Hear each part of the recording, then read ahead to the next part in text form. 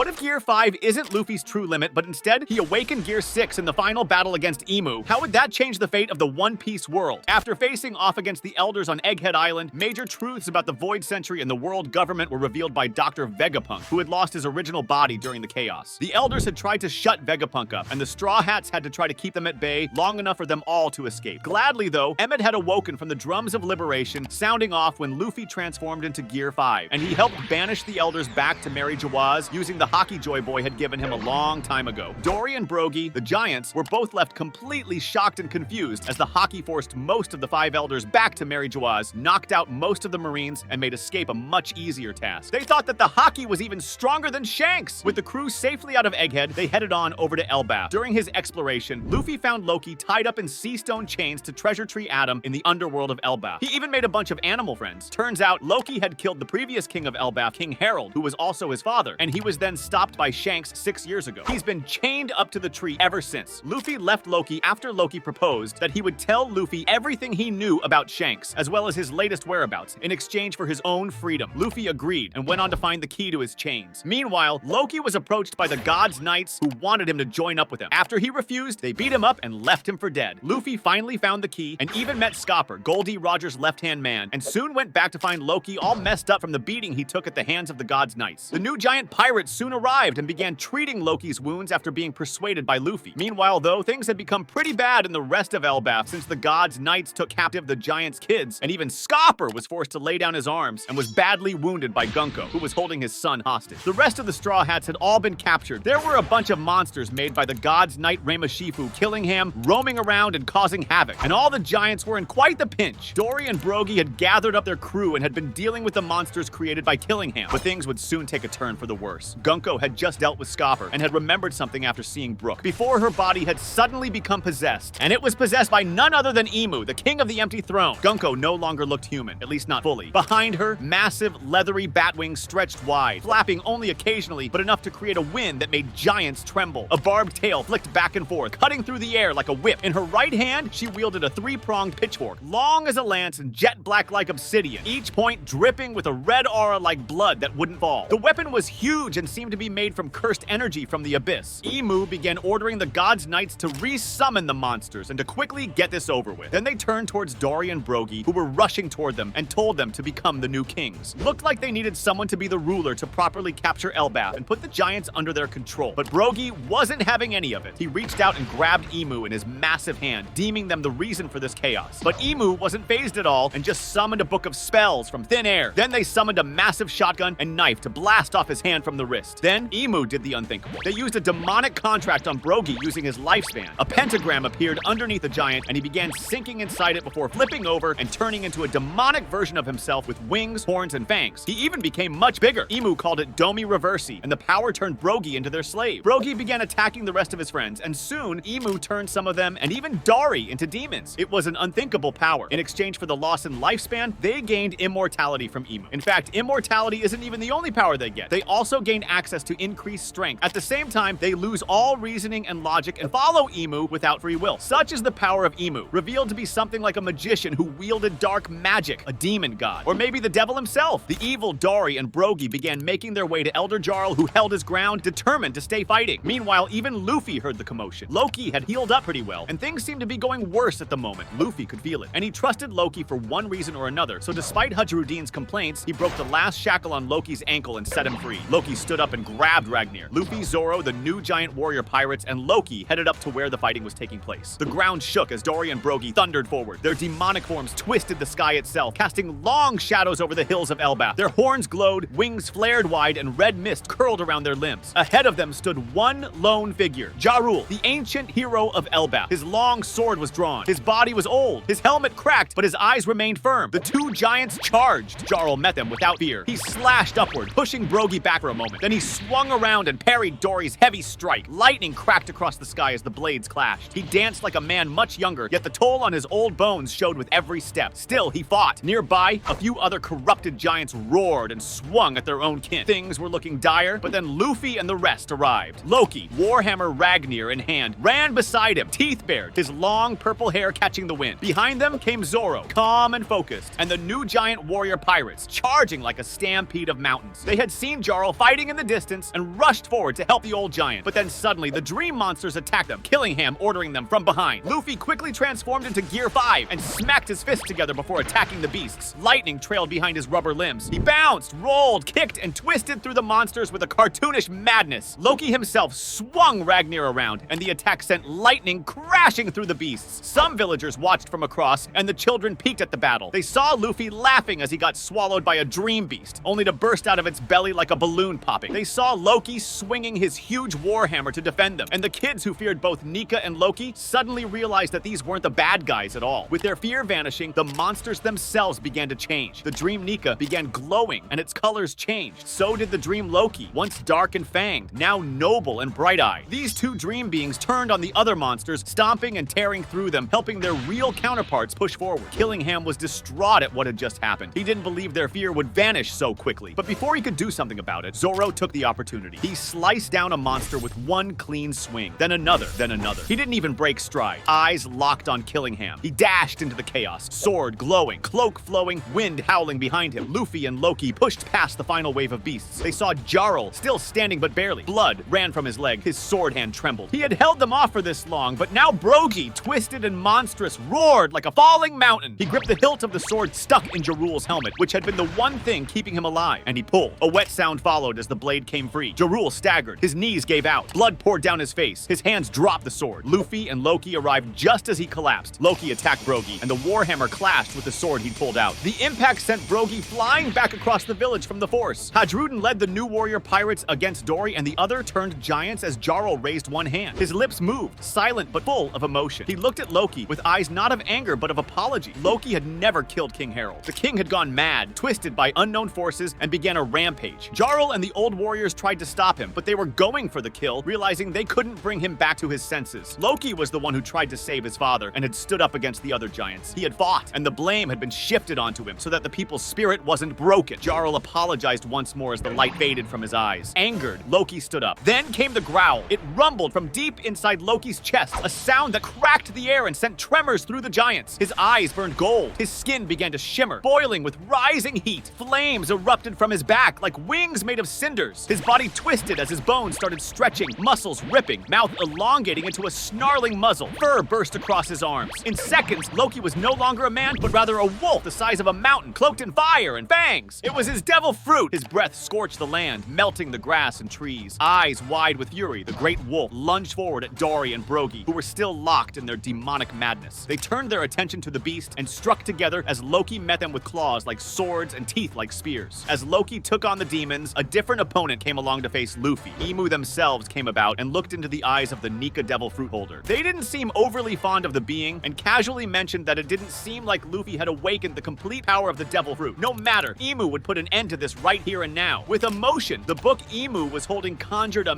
massive spiked mallet, larger than a sea king, then a huge bat. Luffy, still in Gear 5, laughed and launched himself forward. Their clash was wild, chaotic, and strange. Luffy spun, bounced, and twisted to dodge the weapons as he made his own out of rocks and clouds. Nearby, the battle between Zoro and Killingham raged on. Killingham kept reviving his monsters and sending them after Zoro while he kept trying to dodge his slashes. Some of them went through the god's knife, but they weren't effective at all as Killingham kept regenerating. Zoro's patience was getting thinner as he wasn't able to do any lasting damage to Killingham. Soon, he became annoyed and Emma pulsed. Darkness crackled along the blade's edge as Conqueror's hockey exploded from him like a storm. Emma drank it in, and Zoro slashed again, and Killingham lost his arm. He screamed from the pain, and Zoro smiled. He'd finally figured out how to deal with these monsters. Zoro walked towards Killingham, who staggered back. Another slash, then another, and finally, Zoro brought the blade down. Black lightning trailing from its edge, cutting through Killingham's head and cleaving the nightmare apart. Zoro wasted no time, and he rushed towards the chaos that was happening above him. Luffy was struggling. Emu's latest weapon, a comically large scythe, had Luffy pinned under a mountain of rubberized debris. The tyrant floated upward, pitchfork forming in one hand, drawn from the pages of his magic book. Just as he was about to strike, Zoro arrived, and his blade clashed with the pitchfork. Sparks exploded. The shockwave sent clouds spiraling away. Zoro's eyes locked onto Emu's hollow gaze. Emu took a step back, and Luffy recovered. Their conqueror's haki surged together, slamming into Emu's body in waves of black lightning. But unlike Killingham, Emu did not flinch much. It looked like their haki wasn't as effective with Emu. But then, Emu got annoyed and pushed the two back. Emu wasn't going to keep trading useless blows all day. Instead, they used Dami Reversi once more and this time caught Zoro in the contract. Against his will, Zoro was dragged down and floated flipped. Dark wings spread from his back, jagged and monstrous. His eye glowed with a deep light and his aura changed. Imu's cursed ability had taken hold. Zoro lunged forward, moving with the same speed and strength but with none of the restraint. His blade clashed with Luffy's arm, slicing through his rubbery flesh like it was air, almost cutting it off entirely. Luffy jumped back in shock. His right-hand man had been turned. Zoro had somehow willed himself to stop from cutting off Luffy's arm, but things were looking dire, and Luffy remembered that time on Sabaody when he had lost his crew. The helplessness, the fear, it all rushed back. Imu floated above, the magic tome glowing with new incantations. They flipped the pages, a smile etched into their faceless expression. Then they told Luffy that they may not be able to convert him, but his entire crew was up for grabs. The threat was unspoken but clear. Luffy froze. His heart pounded wildly like a drum, faster than ever before. The beat echoed louder than any sound on the battlefield. Pain throbbed in his chest. He gasped as if the air had turned to stone. The fear of losing his crew cracked something inside of him. A blast of Conqueror's haki surged from him as he screamed, but this time it wasn't just a shockwave, it was alive. Black lightning writhed across the sky. The clouds split into rings. The earth beneath him warped and bent, unable to bear the force of his will. His heartbeat thundered once again, and Gear 5 twisted. The outline of wings unfolded from his back, angelic yet shadowed, glowing faintly with golden fire at their edges. His hair turned into flowing strands of white flame, rising upward like the sun was burning straight through him. The drums of liberation pounded louder than before. His skin shimmered with a strange glow. His eyes now blazed with the fury of a god awakened. The world paused, and a ripple of haki burst out from him as Luffy proclaimed that this form was Gear 6. Giants, once bound by demonic wings, screamed as the darkness evaporated from their backs. Their forms returned. Dari, Brogy, the corrupted ones all fell to their knees, their minds and bodies restored. Zoro grabbed his ears as his swords fell from his hands. His wings cracked and shattered like glass. The fire in his eyes dulled. He fell to one knee, sweat pouring from him as if waking from a nightmare. Imu's magic had been broken. He stared down with his fist shaking. This should have been impossible. The sun god had awakened completely. Even Loki locked in battle as the monstrous skull turned his burning eyes to the light. His fire dimmed slightly. He stood still, frozen in awe at the raw presence radiating from Luffy. Luffy didn't smile this time. He crossed the space between him and Imu in less than a second, and then he struck with his will, condensed into a burst of haki, so intense it bent reality. The black lightning turned gold at its edge, wrapping around his fist as it collided with Imu's chest. Imu screamed as their soul was ejected from the vessel and flung back to Mary Jawaz. Luffy grabbed the unconscious body and laid it down. Saint Summers saw this and quickly escaped, realizing that they had lost. For the first time in centuries, Imu had been driven back. Luffy's wings of light folded inward, fading with the flickering of his hair. His heartbeat slowed, the godlike radiance sinking back into his chest. His body fell gently to the ground, barely conscious, still smoking with the aftershock of power. The giants staggered forward, bruised and battered, their monstrous forms gone. They bore the weight of the battle in their limbs and eyes. Loki, no longer in his skull form, stepped through them and simply looked at Luffy. This was the true sun god. He was but a wolf who was chasing after it. His gaze softened, and then he bowed. One by one, the others followed. All the giants bent the knee around Luffy. Then their voices rose in cheers. Everyone began treating the wounded and talking of a massive celebration for the return of the sun god. Jarul's body was wrapped in golden cloth and taken to the sacred cliff where the heroes of Elbaf were buried. The people watched in silence as the sun set behind his resting place. Luffy stood quietly through the ceremony, his hat in hand. When it was over, he walked to the edge of a cliff, looking toward the far horizon. The memory of Imu still burned in his chest. He could not leave it unfinished. He knew it. Zoro knew it. Everyone who had seen that fight understood that it wasn't over just yet. This was Imu through a vessel, and surely they'd be even stronger if they came in their original body. And that meant Luffy's friends were at risk. Before he could become Pirate King, he would need to deal with this threat. He gathered the crew and the giants and told them of the plan to take the fight to Mary Jawaz. Messages were sent to all of Luffy's allies: Sabo, Inuarashi, and Nekomamushi, the Red Scabbards, Yamato, and then the Straw Hat Grand Fleet. Everyone was told about the plan, and they were told to gather up for a final preparation in a month's time. Meanwhile, Luffy trained his new form with Zoro, Sanji, Jinbe, and even Loki. Luffy had to learn how to control this new form, as it took a lot of willpower just to maintain it. The new form, awakened in desperation, was now his to master. Each day, he called it forth. His body flared with white fire, wings spreading from his back, his heartbeat becoming a drum once again. He was getting better at it, especially with Sanji constantly cooking up food for him to eat. Luffy learned to hold the form longer, and by the end of the month, he could hold the form for 10 full minutes without collapsing. With the month almost over, Luffy and most of the giant warriors set sail towards Mary Jawaz. The winds roared as sails snapped. Elbaf's fleet, hundreds strong, crossed the Grand Line toward the Red Line. At their center stood the Thousand Sunny, and all of Luffy's allies began to gather up. The revolutionary army led by Dragon finally emerged in full. Sabo stood at his side. Wano's ships sailed with Yamato, the Red Scabbards, and Momo now fully matured. The minks howled from the deck of Wano's ships. Even a few fishmen arrived, and Marco with a few remnants of Whitebeard's old crew. As Luffy came closer closer to Mary Jawaaz, one more ship closed in. It was the Red Force. Shanks had arrived too. Loki wasn't too happy at seeing him, but Luffy was jumping for joy and he burst toward the ship as soon as it came close enough, giving Shanks a massive hug. It was a heartfelt reunion, and Shanks told him that he wasn't going to leave Luffy to fight all alone this time, even though Luffy had amassed one of the biggest armies the world had seen. Meanwhile, in Mary Jawaaz, the Marines were gathering up, having heard word of the assault. Fleet Admiral Sakazuki had gathered up the remaining admirals and Marines to prepare defensive lines in Mary Jawaaz. They were accompanied by God's Knights at the back, being led by the Elders. And Imu sat alone on the empty throne, enraged and maybe even fearful. As the final alliance gathered at the foot of the Red Line, Zoro stood before the armies and told the leaders that only those with Conqueror's Haki could wound the Elders or God's Knights, so they'd need those people on the front. Zoro himself, Yamato, Shanks, Ben Beckman, Sabo, Dragon, Loki, Boa Hancock, and even Katakuri, along with a few others, stepped up. They were all ready for the final battle, and then the assault began on the night of a full moon. Cannons fired. Giants launched massive boulders up the Red Line. Minks in Sulong forms scaled the cliffs under moonlight, carving trenches through Marine battalions. Sakazuki, Kizaru, Fujitora, and Green Bull came to fight, and were faced with leagues of pirates and alliance members. The God's Knights leapt from the walls of Mary Jawaaz, clashing in midair with Shanks, Dragon, Sabo, and the others.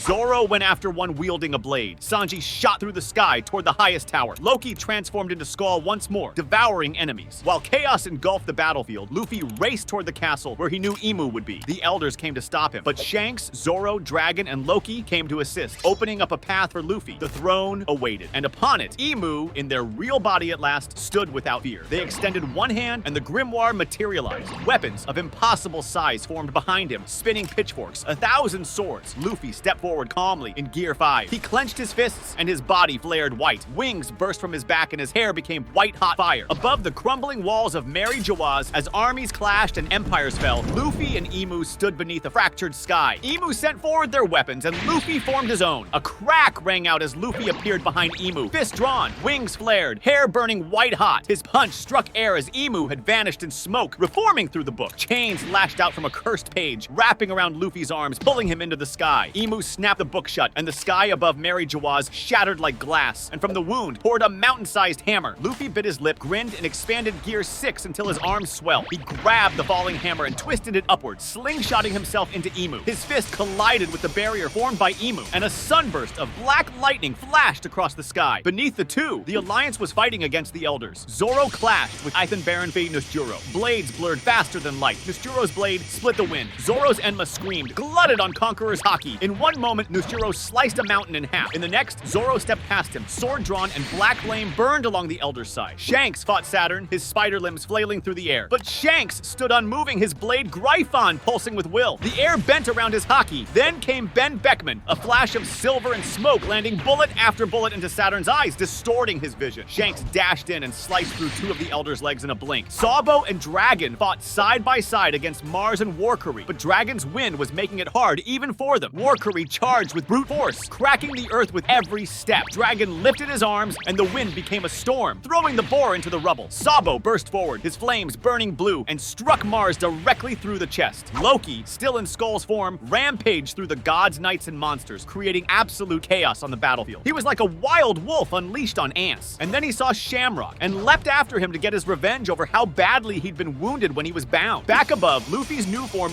radiated pure Haki as he kept clashing again and again with Imu's constructs. Imu used the book again, and this time they formed a cage. Pages twisted into an ethereal prison, the bars glowing black as it pulled Luffy inside. His body bent, his arms flailed comically. The world became a twisted cartoon. Imu grinned, but then Luffy began laughing loudly, joyfully. His hair burned brighter. His fists swirled with Conqueror's Haki and armament, coated in white flames. His body snapped reality back, one punch at a time, and the prison he was in quickly crumbled. His next flash of burning hot Haki struck the book like lightning, and it began to burn. Imu panicked at seeing the book, but Luffy shot upward, spun midair, and with both fists slammed into Imu's chest. Imu coughed up blood for the first time in centuries. Then Imu unleashed it. He tore off his cloak, and his true form emerged. Tall, with multiple arms, eyes covering his chest, black wings from his back, and his skin made of obsidian light, large horns, and an arrowed tail. He absorbed the book into himself to stop it from burning and became the devil itself. He screamed, and the sky turned black. Mary Jawaaz cracked from the roar alone. He struck Luffy with all 6 arms at once. The world froze for a second. Luffy was flung through 4 clouds. His form flickered for a bit. He had already reached his time limit, and now he was just pushing himself. He caught himself in the air and put in a part of his life force to reignite his power. He broke through the clouds like sunlight and came back towards Imu like a comet. He began moving faster and slammed into Emu, cracking the black armor, and for a moment, the devil recoiled in fear. Luffy grabbed Emu, spun him, and flung him toward the heart of Mary Jawaz, straight into the empty throne. The throne shattered from the force of Emu's massive body, landing on it. Emu stood back up, and his body trembled with old magic. His wings seemed to have been clipped, and he raised his hand to send forth another spell. But suddenly, Loki bit into the being's arm with his massive form, and with Conqueror's haki in his teeth, he bit it off. Emu screamed as he hit Loki hard in the ribs, sending him flying as he himself recovered. But this was all the chance Luffy needed for a final charge. His wings spread wide, their tips brushing the edge of the sky. His fists clenched, and the drums of liberation were beating loudly like cannon fire. Emu could feel them in his soul. The sky split open. Below, everyone paused. Shanks looked up. Zoro wiped blood from his mouth and looked up. Dragon, Sabo, Loki, the giants, the revolutionaries. They all turned skyward, even the elders. In that darkened black sky, there was light as bright as the dawn itself. Luffy's final form ignited. His Conqueror's haki, sun god power, and his soul itself fused into something pure. His massive form reached down towards Emu as he pressed his palm, glowing with white fire and streaks of lightning into Emu's chest. A pulse, like a soundless, perfect vibration rippled outward, and Emu's body disintegrated from the core. The book crumbled into ash as the light consumed him. His small form began crumbling further until it disappeared. The regenerative abilities of the gods' knights were removed, and the elders began to scream as they turned into skeletons. Their centuries of age were finally catching up to them. A silence fell on the battlefield as Luffy's form became smaller, and he drifted down back to his normal form. He was tired, and then he began laughing, and the battlefield erupted into cheers. The world was now free. Make sure to subscribe for more One Piece videos.